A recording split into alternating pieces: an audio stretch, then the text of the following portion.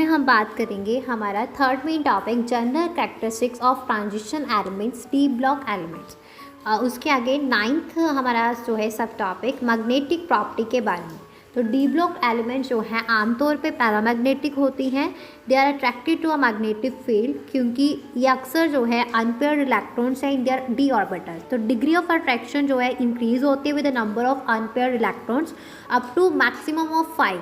तो जब सभी इलेक्ट्रॉन पेयर हो जाते हैं तो सब्सटेंसेस डायमैग्नेटिक और is repelled by a magnetic field. और कुछ ट्रांजिशन मेटल्स जैसे कि आयरन, कोबाल्ट, निकल जो है exhibit an even stronger attraction जिसको हम फेरोमैग्नेटिज्म बोलते हैं where they develop a permanent magnetic movement. तो types of magnetic properties paramagnetism, diamagnetism and ferromagnetism. तो ये प्रॉपर्टी पैरामैग्नेटिज्म जो है राइज होती है from the presence of one और more unpaired electrons in the n-1d orbitals of the transition metal ions. तो ये अनपेयर्ड इलेक्ट्रॉन जो है पोसेस करते हैं मैग्नेटिक मूवमेंट को और are therefore attracted to an external magnetic field. तो डायमैग्नेटिज्म क्या होता है कि ये ऑब्जर्व किया जाता है इन ट्रांजिशन एलिमेंट्स जहाँ ions that have all their electrons paired in the d orbitals और डायमैग्नेटिक सब्सटेंसेस जो हैं वो वीकली रिपेल होते हैं बाय मैग्नेटिक फील्ड। तो फेरोमैग्नेटिज्म क्या होता है कि एक स्पेशल और strong form of a paramagnetism. Ferromagnetism जो है exhibited by certain transition elements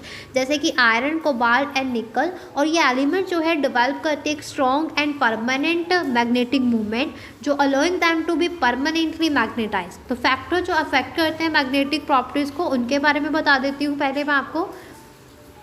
तो factors number of unpaired electrons, increase in a magnetic moment, decrease in a paramagnetic property affect करती है। तो primary factor determining the magnetic properties is the number of unpaired electrons in the D orbitals. तो जैसे number of unpaired electrons increase होते हैं from 1 to 5 तो magnetic movement और paramagnetic character जो है एलिमेंट का वो भी बढ़ेगा। और conversely number of unpaired electron decrease होंगे the paramagnetic property tends to decrease. तो एग्जाम्पल पैरामैग्नेटिक जो है ज़्यादातर ट्रांजिशन मेटल आयंस जो हैं पैरामैग्नेटिक होते हैं क्योंकि इनमें अनपेयर्ड डी इलेक्ट्रॉन प्रेजेंट होते हैं।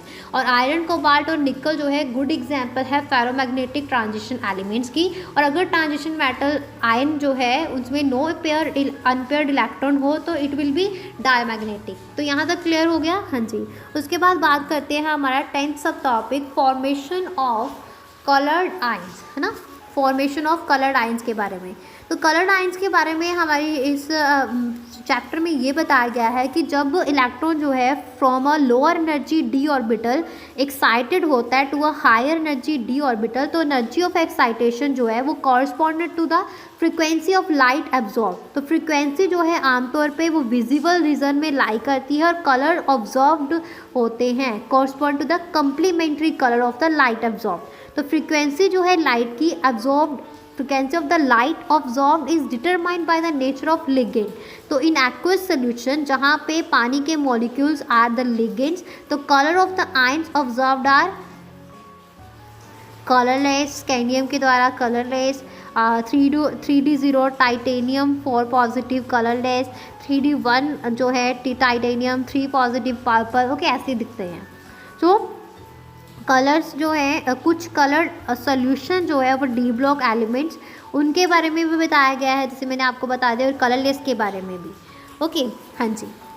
तो उसके बाद नेक्स्ट आता है 11th सब topic formation of complex compound. तो कम्प्लेक्स कंपाउंड वो होते हैं जहाँ पे मेटल आयंस बाइंड करते हैं नंबर ऑफ आयंस के साथ या बोल सकते हैं न्यूट्रल मॉलिक्यूल्स के साथ और complex species with the characteristic properties. Few examples are FeCN6 power 3 negative, FeCN6 power 4 negative, CuNH34 power 2 positive and PtCl4 power 2 negative। तो ये जो है chemistry of a complex compound.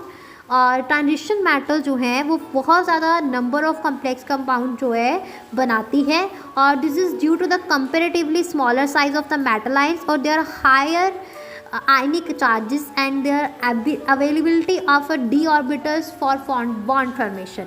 Clear हुआ? हाँ जी।